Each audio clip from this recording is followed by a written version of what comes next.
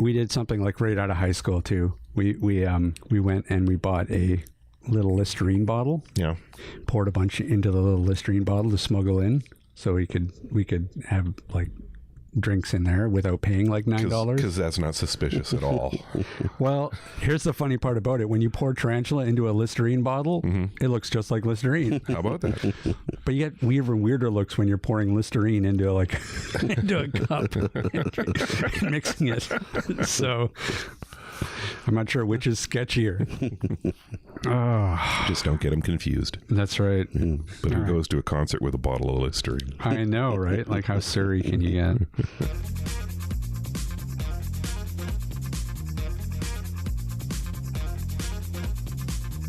This is the AT Banter podcast, a balanced and entertaining look at assistive technology, accessibility, and its importance in people's lives. Join Rob Minot, Ryan Fleury, and Steve Barclay as they banter with people around the world about anything and everything regarding assistive technology and the disability community. Now, on with the show.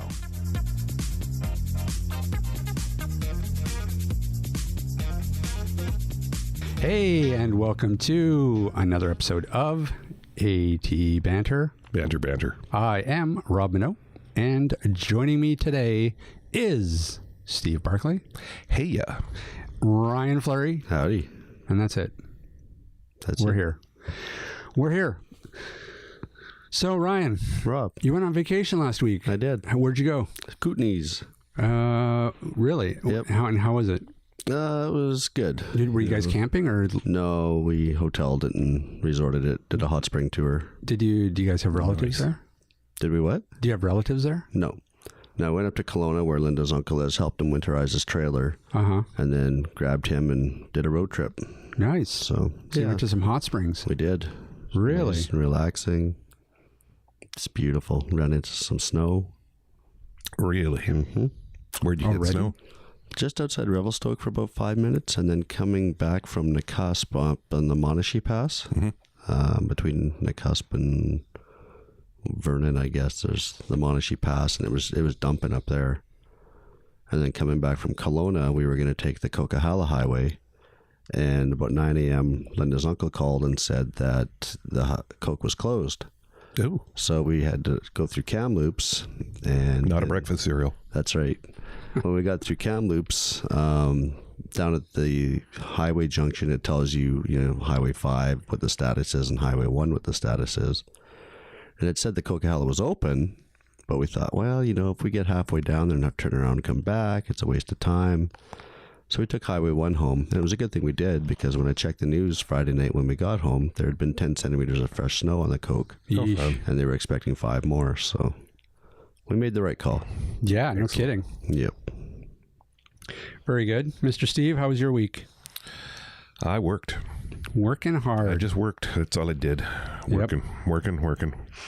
And how was your week, Rob? My week was good. Got a little socializing in. Had a friend from out of town come and visit. Went to a Jimmy Buffett concert. Drinking Listerine. Nice. That's right. No, I was drinking Tarantula tequila. Which just looks like Listerine. Exactly. Well, it might have been in a Listerine bottle, but that's a whole different story. But let's just say fins to the left, fins to the right. I think that's. I think something like that happened. I don't know. There's a little bit of blurriness. Well, when I called you in the evening, when I called you on Saturday, you sounded ill. Yeah, Saturday was not a good day. I was not moving very fast, but how often does Jimmy Buffett come into town, right? That's true. So I figured, what the heck? Yep. We should say we have news coming out tomorrow as well. The new Windows 10 Fall Creators Update starts rolling out. Oh, is it tomorrow? Tomorrow. No way. Yep. So if you're listening to this on Friday, you missed it already. You missed it. Well, you'll get it eventually. But renew your SMA for JAWS, because JAWS 2018 should be finalized by the end of October. And you'll want to be current so that you can work with the new Fall Creators Update.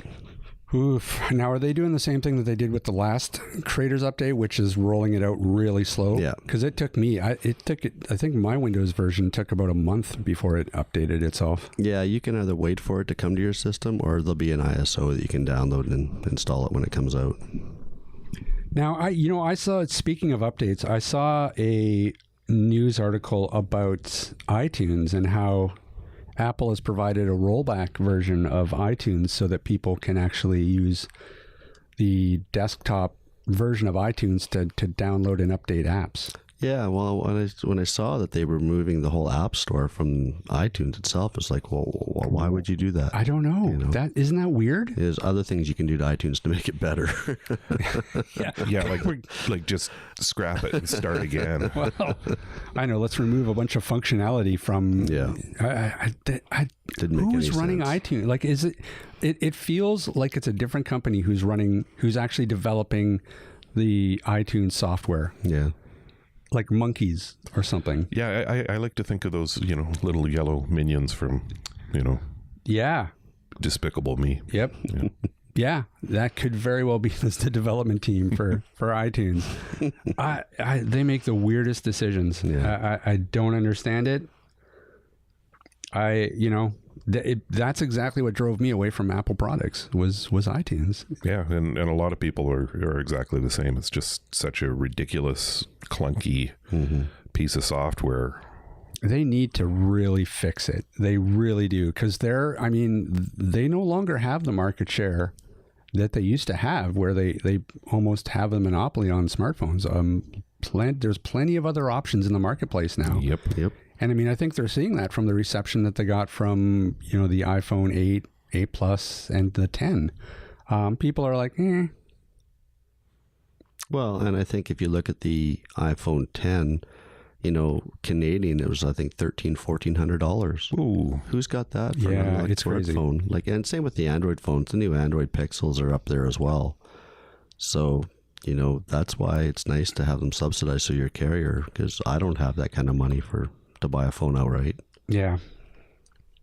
But more and more, you need to fix your software. Yeah. If you want to bring people back into the fold, give them a reason to, and your broken ass software isn't helping.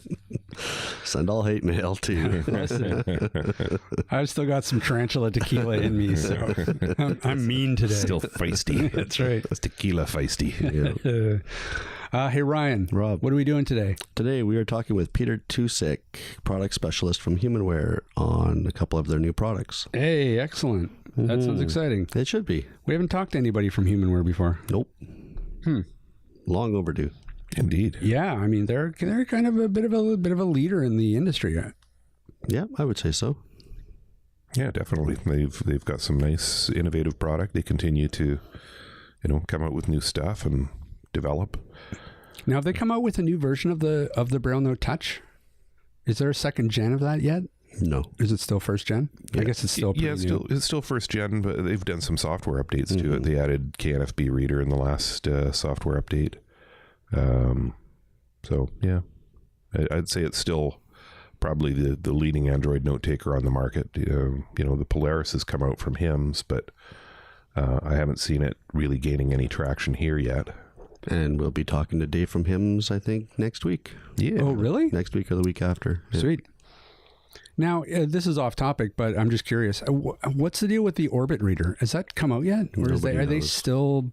Not released yet. That's weird. And there's no word, nothing I can find about it. I've emailed the Orbit research team and have heard nothing back. It's like they've just disappeared. I don't know. What do you make of that? I think they just don't know what to say. They made a promise it was going to be out a year ago. And, I don't know why they're not saying anything, but Peter's calling us. Hey, All right. Okay. we're getting a ding. Good afternoon, Peter. How are you? Good, man. How are you doing? I'm doing well, thanks. So, Peter, you guys have a couple new products out that we'd like to talk to you about today. The first being the new Brilliant 14. Has that product been released yet? Oh, it's a great question. So the Brilliant 14, we had shown at the summer conventions. So I was at, we were at ACB and NFB, and really hyping it up. We actually had some prototypes there. The product was set to be released later in the summer, and obviously I say was, right, because it's still kind of not at that point yet. So we actually had, because we when we develop a product, we hold it to, you know, a high set of standards, and if something doesn't work right, no matter what that means, we're not going to put it out. The Brilliant 14, there was an issue that we were experiencing with an internal processor that just wasn't going to fit the bill. It had to be faster and it had to perform a little better. So as of right now, we're looking at sometime by the end of, it's October, for anyone who's listening 7 years from now, kind of in the middle of somewhere, right? This is 2017. We are looking for the end of this month or the early part of November, because we did resolve the issue. It took about a month and a half to figure out, and I'm not smart enough to know what was going on. I test the stuff, right? I don't build it, but there was an issue in terms of it being able to handle you know, certain Braille grades and things, and not just for the US. So when we're developing a product like that, it's got to be, it really, you know, we want it to work in Sweden just as well as it would in Russian, just as well as it would in, you know, in the North American market. So that hopefully is all resolved, and the product will be out sooner than later. But again, I have no official release date. So if you're listening to this in October of 2018 and you still haven't seen the product, we have some serious problems, right? We're really going to have to, I don't know, maybe we'll have to relook at the way we announce things. But no, it will be here sooner than later. So, and it's a very, very neat product. I'm sure you have a couple questions on that too, but it's definitely coming. It's not like it's a new sort of idea in terms of a small Braille display. We've seen a lot of them before, and we will continue to see lots of smaller displays, but it offers something very unique in the way that it will synchronize notes, in the way it will start to be, you know, and we'll expand on that as we move forward. Obviously the goal now is to get it out the door, right? But it will synchronize notes to your phone, so you don't have to rely on Apple's internal translator to do that. And eventually we'll see how that's received and how we can make that, you know, improve moving forward. So how can we add to that functionality, as opposed to, you know, right now it'll just be syncing notes. But again, the premise being you could take a note directly on the device, and it will just automatically show up in the Notes app on your phone without having it, you know, needing to be connected as a Braille display per se, to work directly inside the Notes app, for instance. So I would take a note in Braille. I was in New York, in the middle of nowhere, where they did not have Uber or Lyft, and I had to use, the taxi service, and the front desk of the hotel gave me the number. I just, you know, took out my Braille display, wrote it down really quick in my 14, and I went upstairs later, and then that note was then synced to my Notes app. So it's the first sort of intelligent Braille display in that regard. And I'm sure you have questions and weed out some more answers, but it's neat. It's very neat. So we're looking forward to it. I'm sure everyone is, and hopefully we'll all see it soon. So is there support for synchronizing to an Android device? So as of right now, the support when we launch will be only for iOS. The app is free. It's available in the App Store. It's been available since June-ish. In terms of, and it's called Brilliant Sync. So Brilliant, Brailliant, Sync, SYNC. And the app will synchronize to, you know, when you launch it, it will ask you, okay, so what type of account are you looking to synchronize? It uses the IMAP protocol to synchronize the notes. So whether it's your Gmail account, Exchange, you know, it will work with a variety of accounts, and anything that has a notes folder, for instance. So when I sync a note to my Exchange account, it will show up in maybe my Microsoft Outlook app on my phone, in the Outlook, you know, on my PC, and then also, you know, in the Notes app as well. So is the Android version coming, or? Yeah, I mean, the hope would be that it would be coming. We want to make sure we can get it out the door and look at how it's being utilized. Android is definitely on the roadmap. There's no reason that it wouldn't be. It's just a matter of, I think, before we start tripping over our feet, we want to make sure we get it out and make sure the stability is there, which the stability is there, but we really want to see how it's received, because it's the first of its kind, you know, and we want to make sure it's going to go. I will say, so in terms of Android devices, remember, if you have, you know, depending on how you're syncing, if you have an iPad, for instance, and you also have an Android phone, like I do, the notes will show up on your Android phone in your Gmail app, for instance, if you're syncing through your iPad, if that makes sense. So the iPad is running the Brilliant Sync app. It is then syncing to any device that is connected to that account that you're syncing with. Right. So it could be 7 devices, 2 of which may be Android. But as far as the app itself being an Android app that runs from the Google Play Store, not yet. But it definitely is in the cards. And so how does it do the syncing? Does it have some sort of internet connection built in, or? That's an awesome question. So it actually is syncing through low energy Bluetooth, which is very, very cool. So it's the same type of Bluetooth connection that you have, say, on the Apple Watch. It's with that, in addition to that's how it's syncing, it's always going on in the background, but it's also how the Braille display, the Brilliant 14, will connect as a Braille display to the phone. So you will never, I went from iOS 10.2 to 10.3 to iOS 11 and never had to repair the phone, and I never lost the connection, with the Braille display, because it's that new low energy Bluetooth that's very, very efficient. And that's what it's using to synchronize the notes as well. So the connection will stay for months and months without, and we all know, for anybody who's used Braille displays, the joys of connecting and then not being connected and then connecting and then who knows what, and you're not connected, and you're going through hoops. And for somebody who, who's tech savvy, that's fine. And sure, it's annoying and you're just like, what the hell, but you're bothered by it. But again, for somebody who's deafblind, what does he or she do, right? If you don't have a good connection, you're just stuck, and nobody wants that. So we're using this low energy Bluetooth chip for the Braille display, Braille terminal connection, but also for the synchronization in the background. Cool. Now, is that a new technology? That's a good question. I don't think it's a new technology. We're not the first, but I think Apple really started this with that new Oh man, I'm gonna way overstep my bounds here, guys. Go for it. Serious, but I think it's that A4 or A1 chip, whatever they're using with, say, the AirPods and with the Apple Watch. It's a different type of Bluetooth that's very, very. It's much more stable than the old. Hey, connect your Bluetooth device, and there's lag, and there's just different. But I don't think it's necessarily new. I think it's probably a year or more old. Okay. But we're the first. It's definitely new for Braille displays. There's that for sure. No one's really using it, and I say that in. There are some new displays coming that I'm sure will take advantage of the new technology, but we put it in the 14, so we'll be the first ones to kind of throw it out there in that regard. And really, it's all about stability, and that's what's awesome. I love the fact that you don't have to just repair all the time, because that sucked. Yeah. Nobody wants to repair a bunch and have them being in the middle of typing. And again, we know iOS updates and kind of throws us curveballs. I mean, for Braille users, with iOS 11, if you work too fast, you just don't. It just doesn't work. And they've kind of addressed that in iOS 11.1 with the beta and different things. But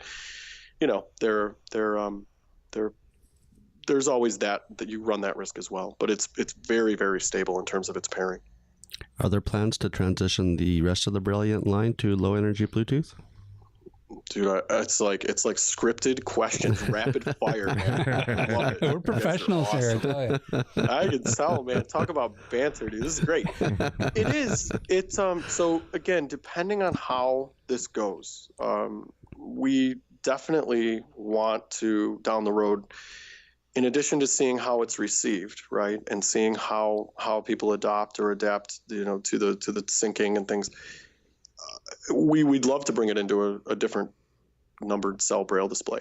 I don't know, and again, we might receive feedback, but I don't know how many people want to sync their Brilliant 80 to their iPhone, right, using the Bluetooth feature. But hey, because there's no input keys, so that'd be really funny. But I mean, it's definitely in the cards. Just like, how can we add more services? How can we make it even better than just notes, right? Maybe somebody someday would say, hey, I want to create a calendar appointment, or I want to do something different. And that's kind of in our thought process of what can be moving forward. But again, the goal now is just getting it out there and letting people give us feedback to see kind of how it's, how it'll be received. Can you pair it to multiple devices? Oh yeah, absolutely. So we'll do five Bluetooth and 1 USB, and then it will go, your JAWS, your NVDA, your I guess if anyone out there is using WindowEyes, I don't know if you'll have any luck. I don't think there's anyone around to add it for you anymore to the drivers, but it'll work with this, with Mac and with iOS and so on. So yes, so five Bluetooth and then one micro USB. Very cool. And that must be challenging to develop as well these days because, the average person has so many devices. I mean, think about all of us. I'm sure. I'm sitting here at my desk. There goes one now. There we go. I'm sitting at my desk and I have a Mac. I have a Windows PC. I have a couple iPhones, an iPad or two floating around. That's just kind of how we live. And we know the same thing is true with our keyboards. We don't just use one keyboard anymore. We usually have some sort of multi-channel Bluetooth cool people keyboard, right? Yeah. So, that we kind of connect to and float through. So I think we will see it becoming really a standard. When new Braille displays come out, the expectation is just like new keyboards. Why would I buy a device that's just going to connect to one keyboard or something? Right. So which is great. I think it's a great thing. We've seen it now with a number of different displays, and it's good. The hard part is getting the screen readers, to add it on time, because you'll submit to, say, Apple or Freedom or wherever, and when they'll get to it, but it's a matter of when your device comes out versus when their next update comes out with those drivers. So you might release and see, it's not in JAWS yet, but it's coming, and you just kind of wait for it. And we've seen that kind of with different Braille displays in the past. So we maybe there will, who knows, be a better way to kind of streamline that as well with the the different screen reader manufacturers. And now they're not just screen reader manufacturers. So somebody like Apple, I don't know where Braille display lies on their priority list. I know it's there, but it might not be necessarily at the very top of the list. So it's a matter of just making sure that we can get all that synchronized as well. Yeah, and it must be a lot like trying to hit a moving target when you're following other development cycles as well as your own.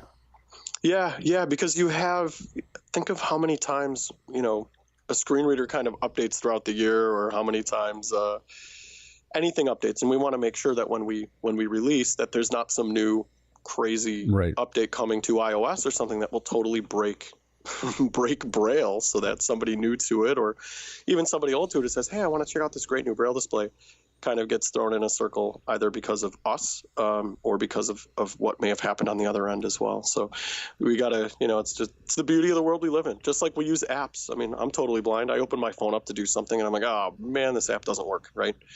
And it worked great yesterday, or vice versa, where something works awesome and it works perfectly, where a few weeks ago it was just impossible. So it's the joy of 2017. Wait till it happens every 3 days as opposed to every month. Yeah, right.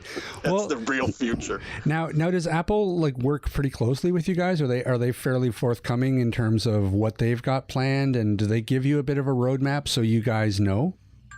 Yeah, I mean, they do. And again, I'm a product specialist, so I'm not on the development side. Some of you or you guys might know Greg Stilson, who was our blindness product manager. Now he's in a big boy, super fancy title. Whoa. He's a director. And we have a new product manager actually coming on board, who was fantastic. But I know that Greg works with Apple. Same thing with Google. When we worked with Google to make the Braille Note Touch, or working with Google on the Connect 12, there are relationships that we have with those companies, so that the last thing we want is to say, hey, we have this new great technology and it's not going to work with this when this updates. So we definitely try our best to keep everything sort of in a nice just fluid, just keep it flowing and work with everybody, because it's Apple, it's Android, and then you have your JAWS and others, NVDA. I mean, we want it to be versatile, and we need to kind of keep up with them as well. So we try to be as and they're all very accommodating as well, but we are definitely in touch with everybody to make sure that everything will work smoothly. Do you happen to know if the Brilliant 14 driver will be included in the JAWS 2018 update that comes out at the end of the month? Yes, the Brilliant 14 is there. I have not actually used it myself, so I'm saying it's there because I've been told it was there. But yeah, it should be in the 2018, which is funny. So remember, that's not Jaws 18 necessarily, That's right? right. We're in a new numbering scheme. Yeah. So Jaws 2018, yeah, will be there, and I'm looking forward to Jaws 2018 as well, because there are some good things in terms of edge support and just other stuff that we're looking forward to, and like just like with the Brilliant and with the Notes app, and everything is a work in progress. Yeah. As soon as we catch up, there will be a whole new who knows what. Exactly. One difference that you will see on the 14 versus other Braille displays is that there are no cursor router buttons. Not that they don't exist, it's that they're touch sensors. So like there are the Braille Pen grooves 12 above touch. each Braille cell where you will put your finger in the groove and it will route the cursor to that cell. And you can change the sensitivity level of that. Right. So if you're really touching and feeling and you don't want it to go off, right, because you accidentally touched, you can change it to you have to push very hard on the sensor for it to route the cursor. So that's one difference that you will see. So, shall we move on to the main event? The main event. Sure Yeah. can. Ding, Wait, ding, but ding. before we do, Yep. I'm talking to you guys in Vancouver, and I just had to ask: is Markstrom going to be sticking around, or are you following that stuff? What's going on with the goalie situation at the GM place over there? I'll pass it over to Steve. Too early to tell. Come on, Steve. Come on, man. Cue me in. What's happening? I don't know. I think they started the season with every intention of him being the starting goalie. I think they went through the preseason and had a look at both of them and decided he was our guy to start. But proof's in the pudding. And, sure is. Didn't look good against Calgary, but we'll leave that there. I'm Just rubbing it in and move on. Yeah, we'll come back to that. who's your team, Peter? Yeah. Who's your team? I've been a Blackhawks fan since I was about 3 years old. Oh, there you go. Well, I was a Hawks fan back in the Chris Chelios Blackhawks days. So going back to to before they were good, and when they were even still okay, and then they went through a phase where I would go and sit down with about 5,000 other people at the stadium, and now I don't go anymore because it's absolutely impossible. I couldn't go if I won the lottery. It's so expensive. Yeah. So Yeah, it's like that everywhere. It's like that here too. it's too bad. It's really too bad. But I love the game. I have the NHL season, TV package, and I follow as much hockey as humanly possible. So same with baseball. I mean, I love it, and baseball and hockey are right up there with me. So, but I'm a Hawks fan. Yeah, well, Chicago is my season-long nemesis. Because, I'm sure you just love the goal song and all those great memories of Roberto Luongo and playing us. And I'm sure it's such a pleasant thing. My friend Debbie is a huge Hawks fan, and we have a running bet through the season. It starts off from the first game of the season where Canucks play the Blackhawks. It's a bottle of wine, and it goes double or nothing from there. And last season, it's a really good thing the Canucks won that last game against Chicago. Yeah, man. Because I was up to a case I owed her. That's awesome. That's awesome. Well, if you're ever I'm a betting man, so if you ever want to throw down, next time I'm up there, man, we'll throw down. You can be inventive. It doesn't have to be wine. It could be whatever you want. We can work that out. Alrighty. Go for a Brilliant 14. There you go. Brilliant 14. I don't know if we can go double or nothing. I'll get fired immediately. Okay, now it's a Brilliant 40. Yeah, right. Love it. All right, what the heck were we talking about? We are going to move on to the main event. Oh, Yeah, yes. the main event. event. Dum dum dum. So why don't you Ready give us to rumble. a little bit of back history on how we came to the new product we're going to announce here? So we had asked ourselves, and I say we as though I'm part of that process. I mean, I'm part of it, but Greg Stilson and others have taken a vested interest in what we can do to try and move our product portfolio forward, and how can we kind of bring our most popular product forward. And that is, are you going to announce the product? Sure. Does everyone know? Well, I think people know that the product is coming out around the end of the month. But why don't we lead up to kind of what the product is and why the product exists? So our most popular product by far at Humanware is the Victor Reader Stream, and that is there are just constant jokes of people that at convention or anywhere say, well, I sleep with Victor. I cheat on my wife or husband every night with Victor, and Victor is just who I have. And the Victor Reader Stream, I would not have done anything in college had it not been for my stream personally. I mean, I use an iPhone. I use all sorts of technology, and that product still, for that type of user, or for the older, newly blind adult, or somebody who's new to vision loss, or somebody who just, has diabetic neuropathy or just has trouble with touchscreens or with different devices, the Victor Reader Stream has been just a wonderful product for that group of people, just for consuming content. So for reading books, for accessing internet radio, for accessing, in the States, newspapers and other parts of the world, Daisy Online, services. AT Banter podcast. I'm sorry? AT Banter podcast.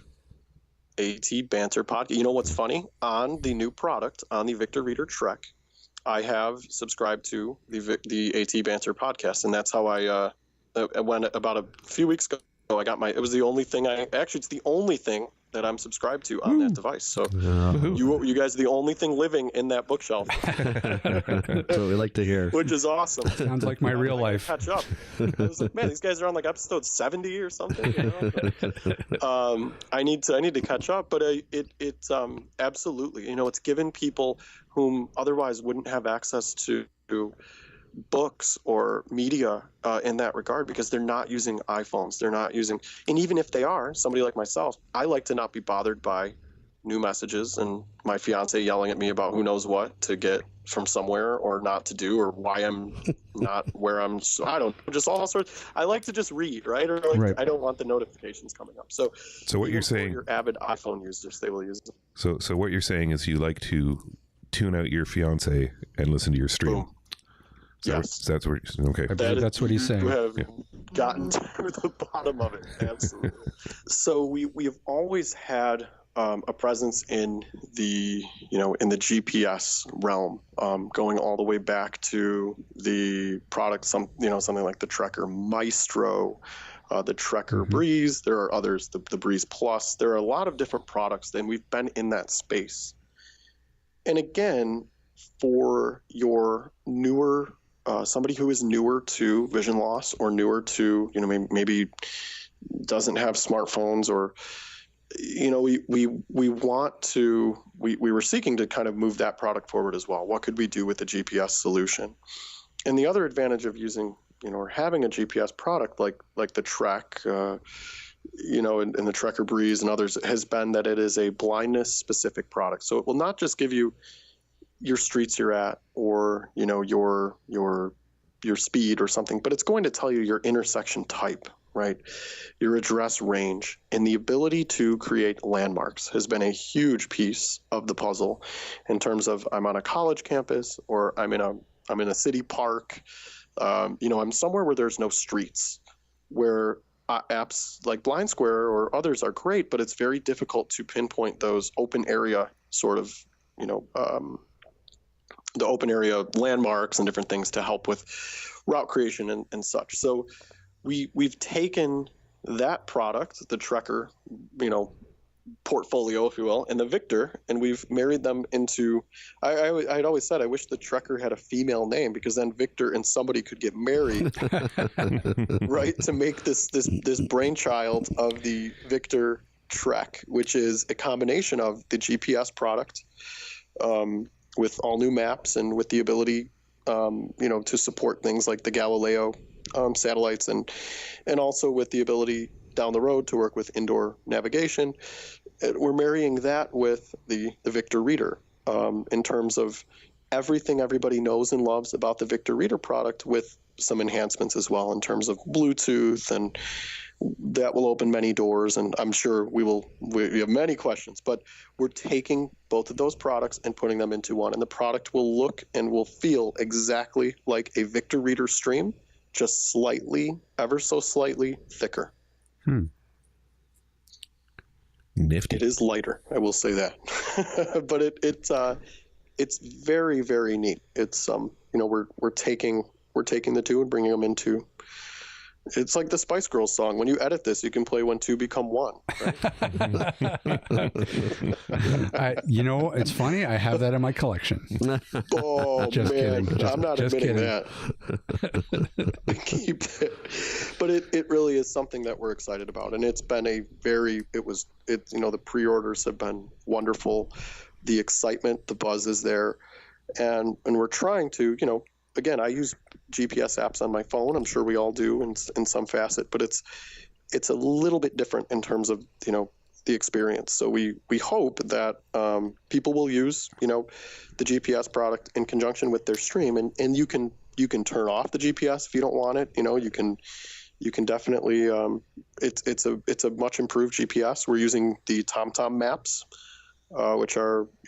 which is a new map system for us. We are also working with an entire continent. So for anyone who's used a Breeze or anything before, you would get 4 maps at a time. And that could mean, 4 states or a couple provinces, maybe the Atlantic provinces, right, where we're their own map. Whereas now you will get the entire North American map, meaning all 50 states and Canada and Mexico, and so that's a big departure as well. We don't have to just mix and match maps and download things and all that, and the maps will update via Wi-Fi as well, so that will be a free update process. And there will be every few months we want to update our maps to make sure hopefully roads haven't disappeared, but maybe some things have shown up and points of interest have changed, and so we're really excited to be bringing both the products into one.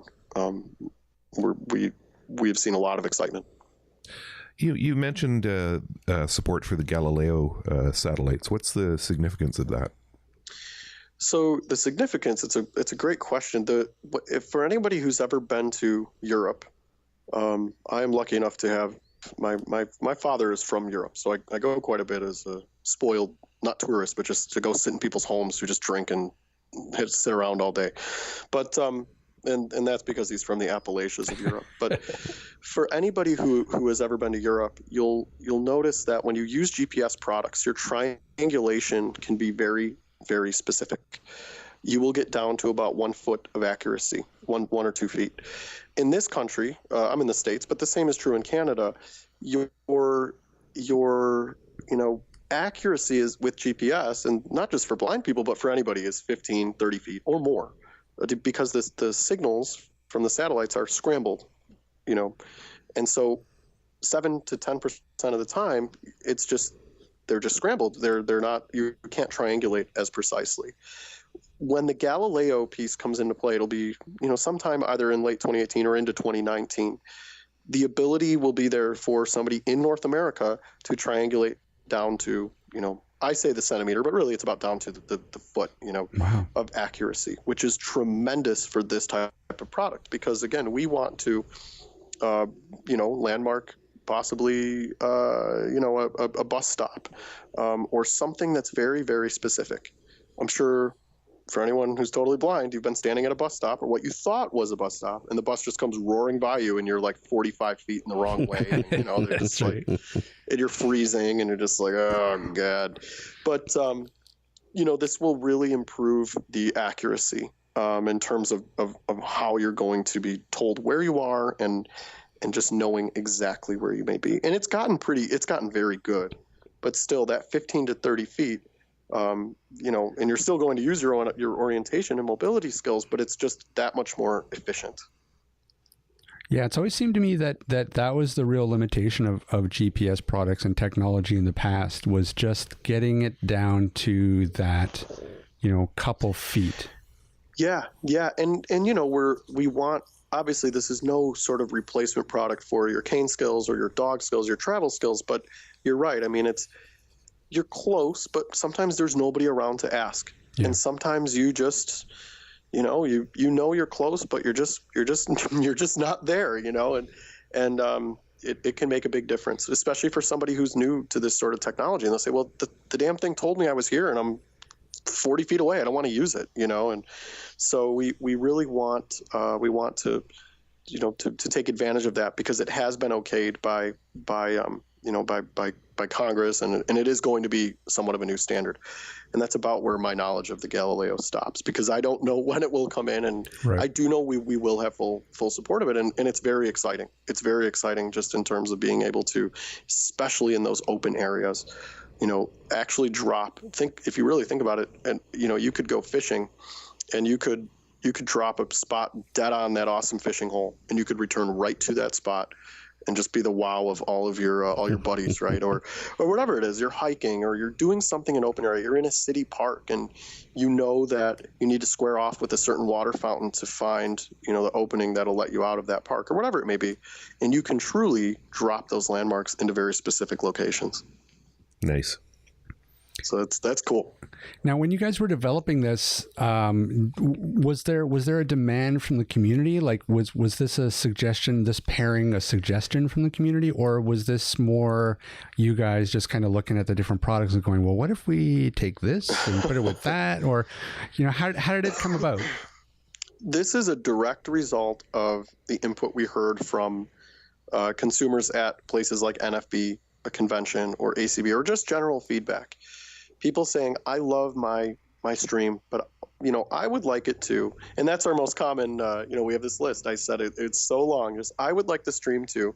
One of the most common things we heard was, I want my stream to do more. I want it to be a GPS. I want to have one device that I might take to read my books on the bus, but also when I get off the bus to know, I'm going to work, or I want to be in the car. I'm already in the car with my stream, and I want to know where we are. And we all know, kind of as blind people, it's very important for us to know our surroundings. I always preach and preach and preach about knowing, even starting as little kids, knowing where we are, how do we get home, what streets are around us, and just being able to visualize our neighborhoods can help us tremendously later, and just having that awareness of where we are.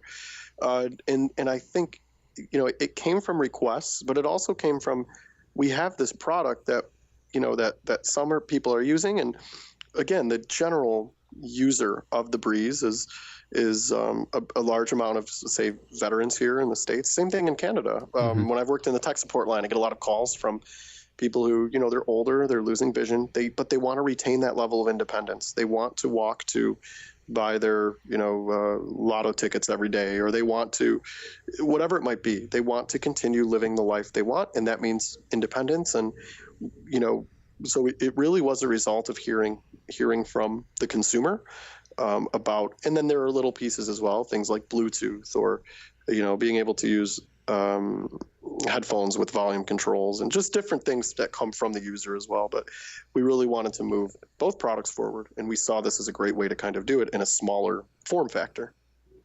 What's your sense of, it seems to be a really exciting time in terms of mobility aids. More and more, a lot of this technology, like wearables, Yes. This new product, more and more mobility seems to be really being driven forward. What's your feel on that? As somebody who travels every single week for work, I am beyond thrilled with, think about what is the final frontier for us. And I'm not saying that in any way or by any means that we have full access to everything everywhere.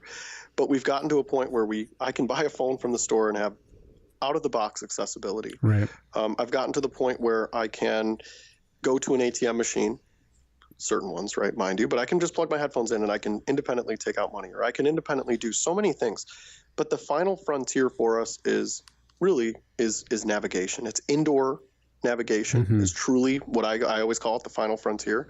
But there's more to it. Outdoor as well. But I think it's phenomenal. And the indoor space, we will be able to support the Bluetooth beacon technology with the new Victor Reader Trek. Oh, cool. Obviously, that's very fragmented still. There's a lot of fragmentation in terms of norms and standards, but we will support it. And I think we are starting to see some leveling up with, working with, beacons and how they can work. And we will see some advancements where it becomes more readily available. Right. And I believe indoor navigation will be something that we will see major improvements on as we go through the next decade, to the point that I might be able to sit at the gate and say, where's the closest bathroom, and actually be able to find it independently.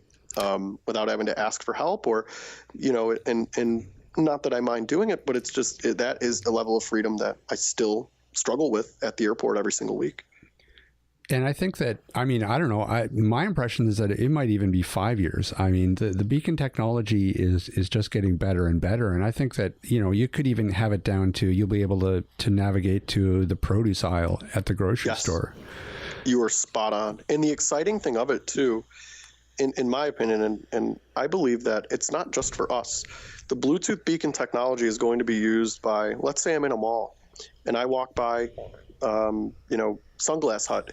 And as a sighted person, and my phone says, hey, you're going by Sunglass Hut. Did you know that you could get buy one, get one free over here today? And that same beacon can tell me, hey, this is a Sunglass Hut.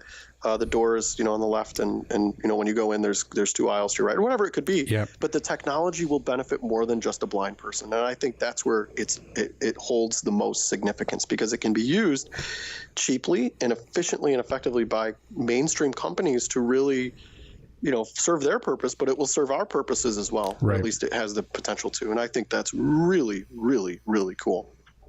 So I don't know. We'll see. And again, at launch, the Bluetooth is there. The beacons will be supported as we move through, moving forward. It won't be at launch. The indoor navigation piece will not be there, but it will be.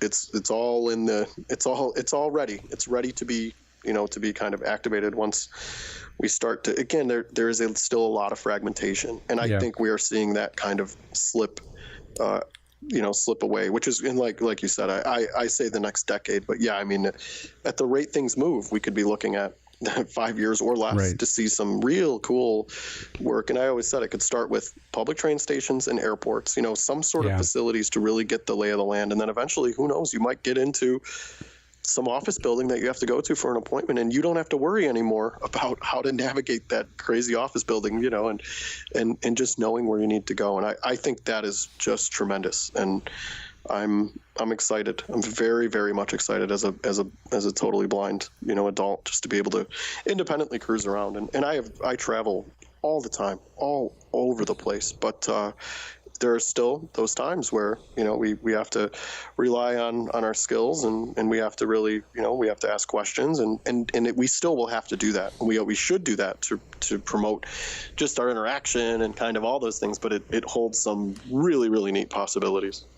This is going to be a controversial opinion, but I think they build a robot guide dog with built-in Daisy player and GPS right into it. It can be a therapy robot animal. Will that have a name? Will it be a male or female name, or are you just going to call it like the end all or something? That's a good question. Real science fiction name. That's a good question. Victor Reader Mastiff. The VRM.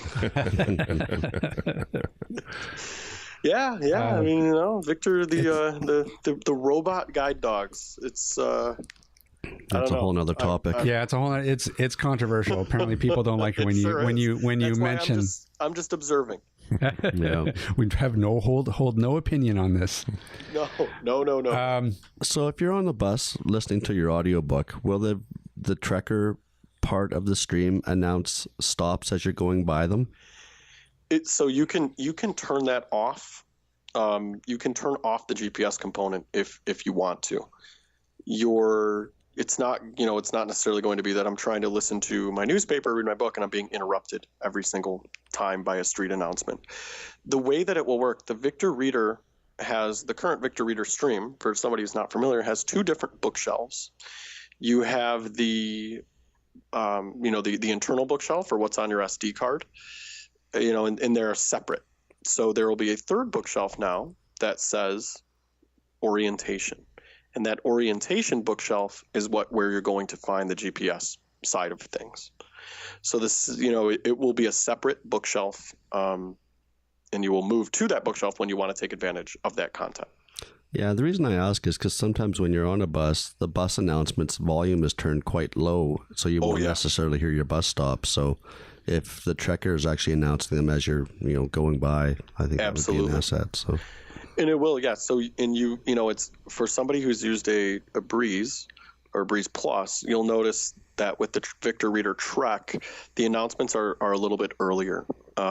which is great. So you'll have enough time to really get a sense of where you are, because it will detect that you're in a vehicle as opposed to walking. Because nobody walks, well, unless you're like a crazy cheetah or something. You don't walk at 20 some miles an hour. So it will identify that and give you those street crossings much sooner than the Breeze Plus did, so that you will absolutely. And I've been doing. I live in Chicago, and I live in the middle of the city, and I am all over on the buses and trains here, and I've been really testing it in those urban environments, and it's been doing very, very well.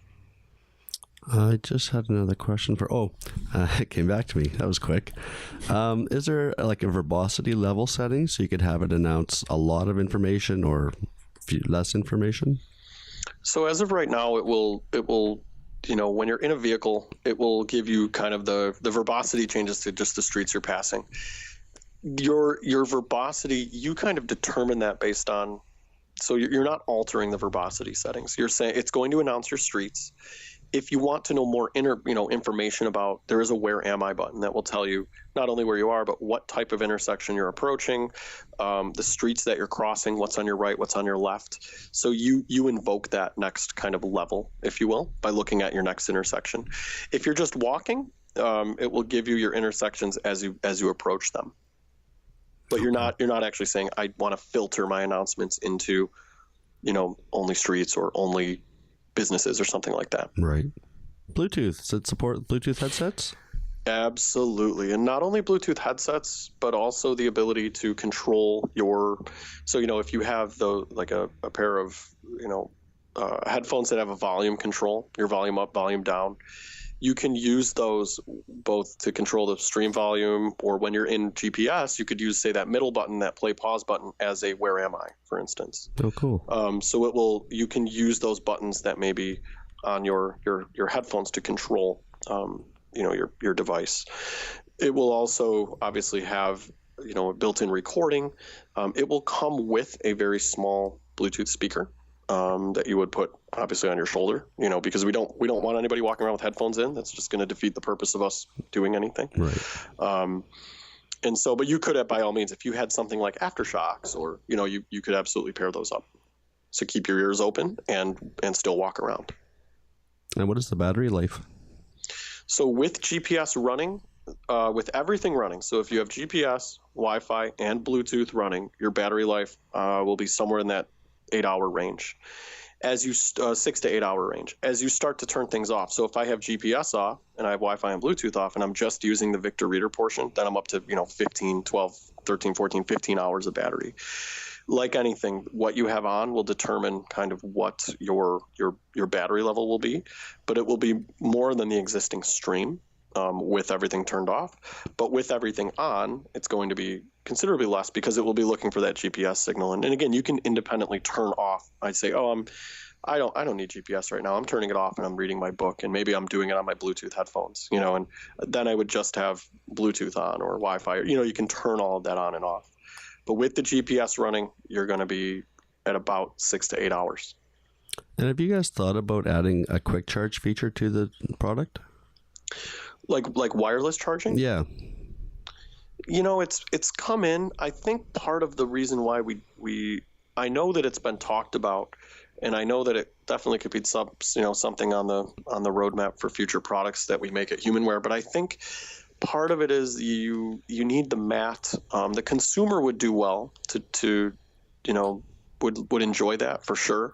I know we've talked about it, but I don't know. Again, there's some fragmentation there in terms of what types of quick charge mats we get. And the other thought was, how do we proceed with that? Because I think we'll see as well, when we start seeing more of that quick charge, will you feel comfortable, say at a restaurant, putting your phone on a table on a quick charge mat, depending on where you are, or at an airport, and so I think we'll start to see it, but not in this product. I don't know when or if we would start to put that sort of technology into play, but it would be great. I mean, it's nice to not have to carry around any sorts of USB cords and all of that. And then, you also eliminate your bumping into something and breaking your USB port or jack, or, so it's definitely something that would be of use if it was kind of deployed in the right way, for sure, but not on the current product. No. Okay.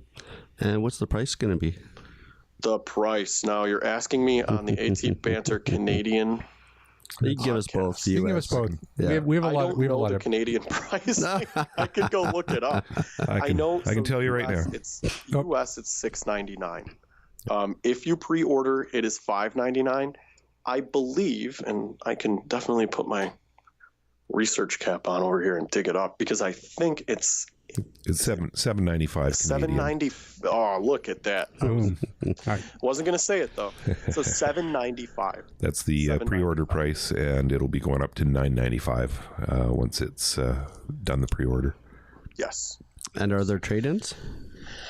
Not at this time. Okay. At this time, though, you can pre-order. Again, for that, if you're in Canada, that's $7.95 price. If you're in the States, the $5.99 pre-order price, which will be good until, we've been told until the end of the year. So it will let you do that. There's no trade-in for existing Breeze or Stream customers at this time. And what's the release date?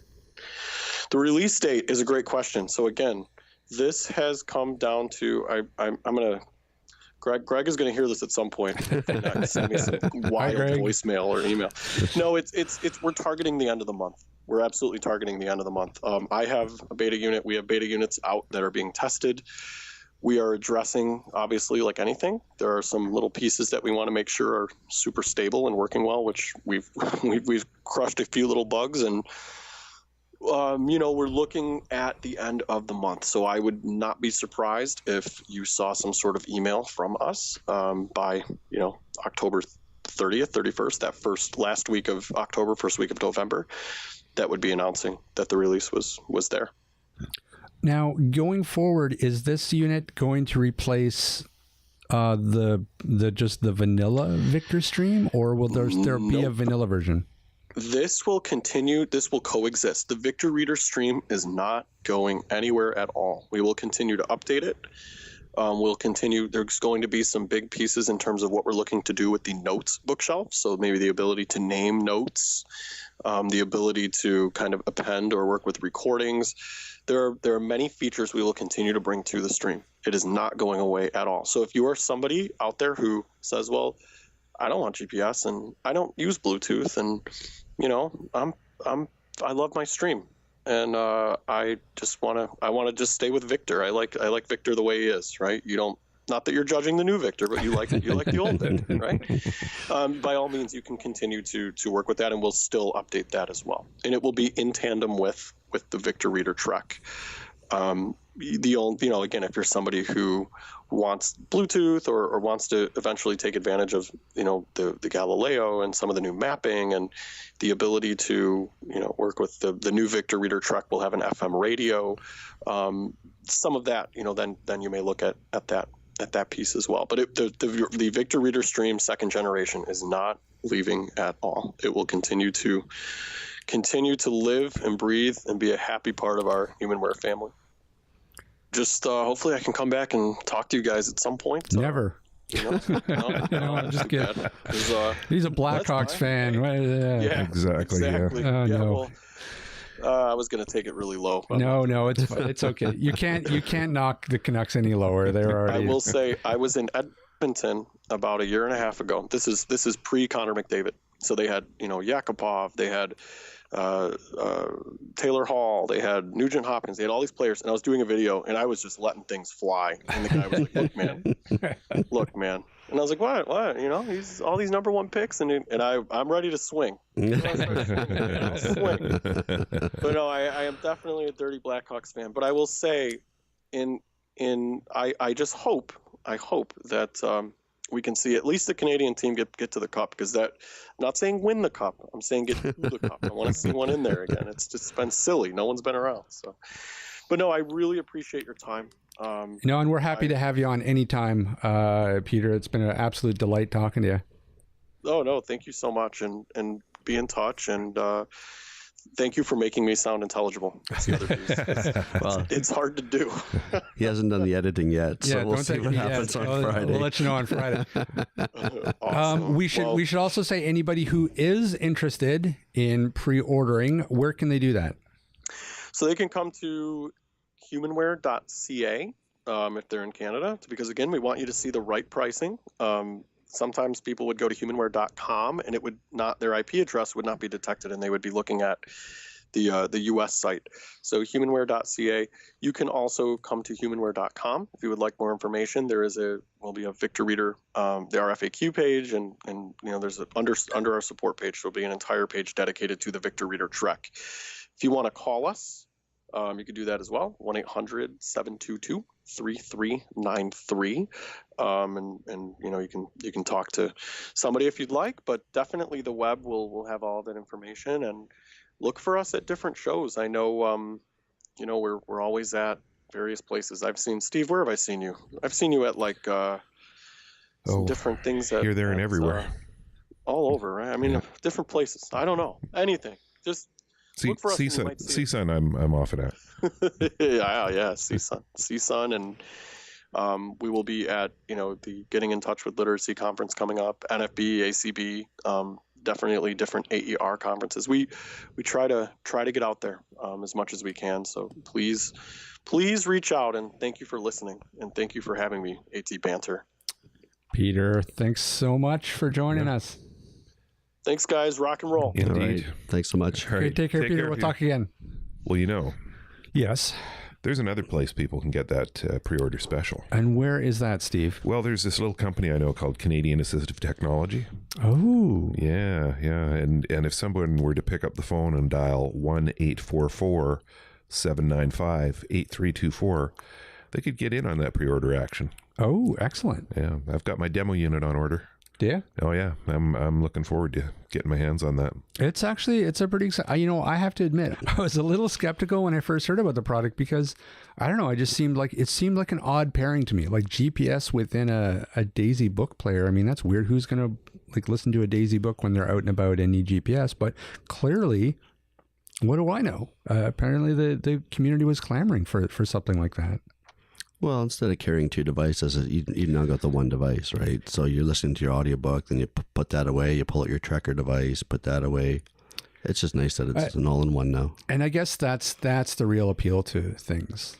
Just think about the future, and if you could have every device that you need all in one that could just do everything, that's the ideal. Yeah, now they just got to work on battery. Well, it sounds like the battery's pretty good on this. Yeah, 6 hours.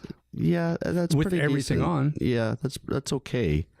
Smartphone batteries are getting bigger and bigger all the time, but I think more battery is better, right? And especially if they don't have a quick charge, your battery starts running low. You have to find a wall outlet to plug it in. You can do the same with your phone, but I'd like to see a bigger battery. Yeah. Oh, Ryan, you're so hard to please. Yep. These Galileo satellites, I don't even know anything about these. I think if I'm right, and I'd have to Google this, but I think they're being put up by the European Space Agency. Oh, okay. It's a different, because the current GPS that's being used is U.S. military, right? But I think this one is actually built as a consumer network by the Europeans. Oh, thank you, Europe. Well, it'd be interesting too once they get the beacon technology activated to see how it works with your new product, the right here. Yeah, I mean, just think about that. If they can make that integration seamless, and just so you're using the Galileo satellites to get to the mall, and then it just seamlessly switches over to beacon technology within the mall, and you can just have your transition is just invisible. Well, and hopefully it's an open type standard, because right now CCB I think is doing a pilot project of 200 stores in Toronto using iBeacons.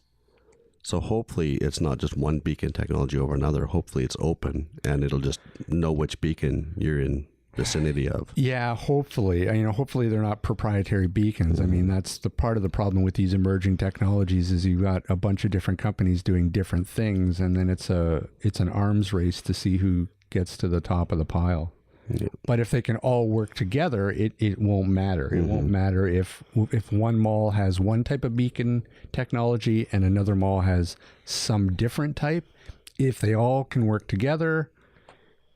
Well, that's the ultimate right? Because who wants to have 15 different beacon apps on their phone or sure, their device, right? You know, so Well, I think we're starting to see some gathering around the Wayfinder standards. Mhm. I think a lot of the beacon companies are starting to standardize around that. And Now, what are those? Wayfinder, they're a company that basically just sets protocols for beacon technology. Like how are you Okay. going, how are we going to use this beacon technology? You know, what channels are we going to communicate on? You know, whether it be Bluetooth or what have you. Okay. But I know Right Here is supporting that. There's a couple other companies that are supporting that, and we're also seeing, you know, Right Here is working with the Blind Square folks to make sure that they can seamlessly pass off information about each other's beacons. So, you know, I think it is starting to get unified to a certain extent. It's just slow. Yeah. Right. Very exciting. It is. Yep. Hey, Ryan, Rob. where can people find us? Well, as usual, they can find us online at www.atbanter.com. They can also email us if they so desire at atbanterpodcast@gmail.com. How about that? I know. And you know, we're also on this thing called Facebook. Yep. We're also on Twitter. Correct. We're not on Google. Nope. No. Nope. That's it. YouTube. I think that's it. YouTube. Oh, YouTube, of course. Yeah. Of course, YouTube. We cannot forget our good friends at YouTube. So who have you been? Oh, well, I have been Rob Minot. Really? And Yep. who's this other guy over here? I'm Ryan Fleury. Huh. Well, let's see. There's Ryan. There's one Oh, more. that must mean that I'm Steve. That's me. I am Steve Barclay. Thanks, everybody, for listening. Yay. And we'll see everybody next week. Yay.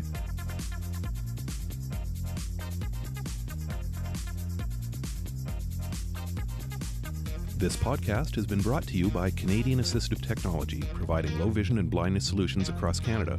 Find us online at www.canasstech.com. That's CANASSTECH.com. Or call us toll free at 1-844-795-8324. For all your assistive technology servicing needs, call Chaos Technical Services at 778-847-6840 or find them online at chaostechnicalservices.com. Music provided by bensound.com.